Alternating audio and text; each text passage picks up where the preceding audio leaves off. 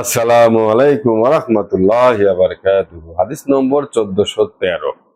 হযরত আনাস ইবনে মালিক রাদিয়াল্লাহু তাআলা আনহু বলেন,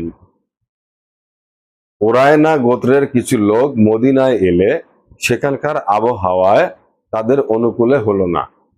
তারা অসুস্থ হয়ে পড়ল।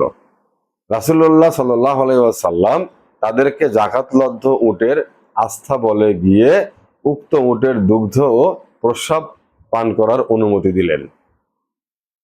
এতে তারা সুস্থতা লাভ করলে পালের রাখালকে হত্যা করে উটগুলো হাঁকিয়ে নিয়ে যেতে থাকে। এ খবর পেয়ে রাসূলুল্লাহ সাল্লাল্লাহু আলাইহি ওয়াসাল্লাম তাদেরকে পাকড়াও করার জন্য পেছনে লোক পাঠান। তাদেরকে উট সমেত পাকড়াও করে নিয়ে আসা হলে কেমাস স্বরূপ রাসূল সাল্লাল্লাহু আলাইহি ওয়াসাল্লাম তাদের হাত পা কেটে দেওয়ার আদেশ করেন। তাদের চক্ষুগুলো গরম শলাকা দ্বারা বিদ্ধ করা হয়। এরপর তাদেরকে কঙ্করময় স্থানে ফেলে রাখা হয়। ফলে তারা যন্ত্রণায় এবং ক্ষুধা পিপাসায় কাতর হয়ে পাথর চিবাতে থাকে।